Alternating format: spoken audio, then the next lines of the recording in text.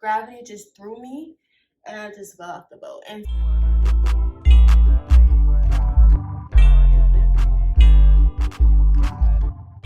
hey y'all, I'm back with another video. It's Jess.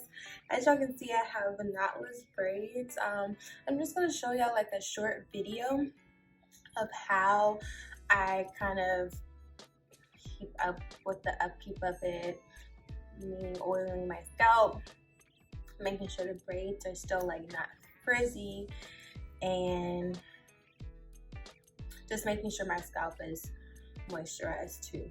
So one thing that I do use first, I use a carrot cream. I don't use it all the time, but I do use this so I can moisturize my scalp with the cream and then go in with the oil. And the oil that I use is this oil. I go in with this oil so it can seal everything. Y'all see I'm almost out, but I did buy some more. And then I use this too for the ends of my hair. So, and this part of my hair, I oil my scalp and my braids as well. So just gonna show y'all that, how I do that. Since I have nails, I kind of like go in like this and put it on my fingertips and spread out my hair and kind of work it in my scalp.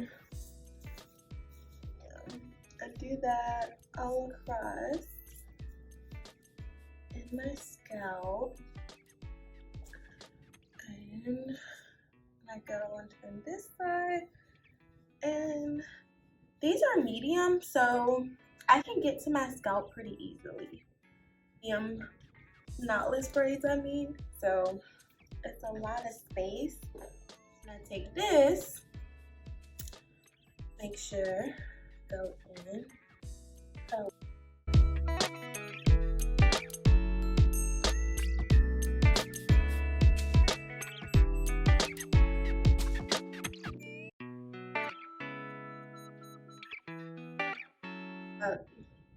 Stick it at my edges, and I massage it.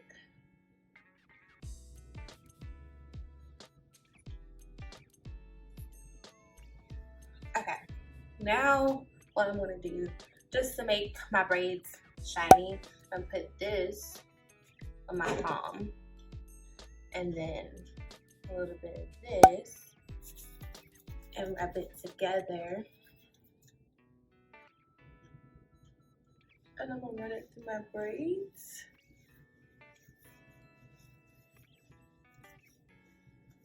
By the way, I've had these since last Tuesday. I usually wear my braids for about 2 months. I know that's like longer than what the natural hair community suggests that you wear, but I gotta get my money's worth with this. And honestly, I get a protective style because I really don't want to bother with my hair, especially in this transitioning stage, because it's a lot to deal with.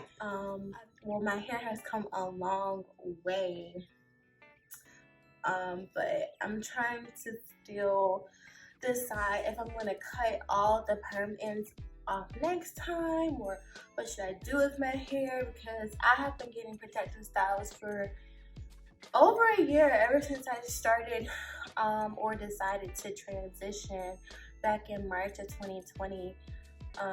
My last relaxer was February of 2020, so I don't know what I'm going to do.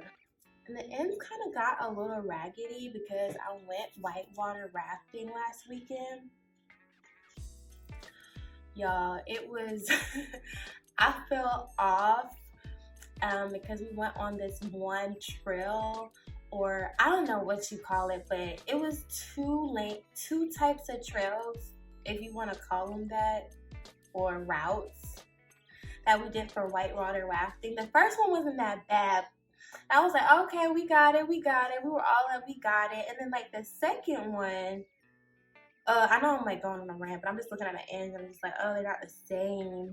So I fell in the water on the second route, and we went the second route 2 times, and on the second time we kept going in a loop, like around and round and round, like hitting this rock and other boats coming around hitting us. It was awful. Now I'm about to go on this. I kind of used a lot of this and I put it on my hair first. Well, the top of my hair first. But yeah, y'all, like, we finally got down and we got to this huge wave.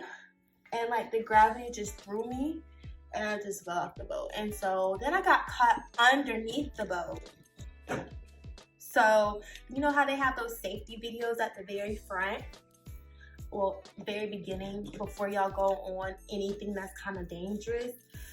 Wow, they just kind of like said, oh, it happens, you get caught in the boat. They had a whole video of what to do. You have to climb the little bridges and make sure, you know, you get from underneath the boat. That's what I had to do. And when I got from underneath the boat, there was a rock right there. So I hit my elbow and I hit my knee. I won't show that. I don't know. I don't feel like getting up, but I hit my knee and my hand. So I was pretty upset when I got out and I didn't find my boat. I just got in the water, went to first aid, and I was just like, oh, why did I have to fall?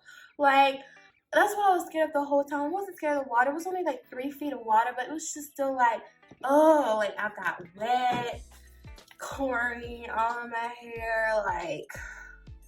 But anyways, y'all, I'd say when I told my mom, she was very upset, but just letting y'all know how the ends were. I guess if you oil them or, you know, like put some type of foam or thing in it, it won't look as bad.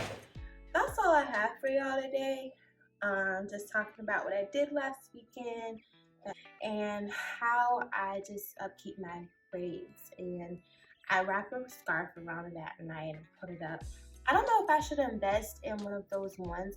One of my coworkers was telling me, like, the ones you see on Instagram that for braids that are like very long, you like put all your braids and hook them in like to the long bonnet and it goes like this. It doesn't make your hair like crimpy or fit in the morning.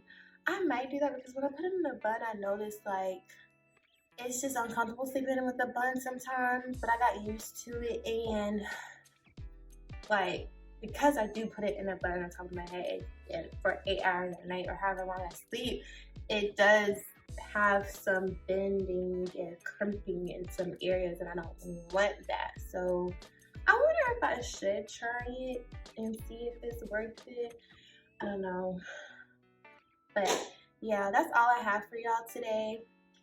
You can see my scalp is all nice and moisturized and my hair is nice and still looking fresh to me.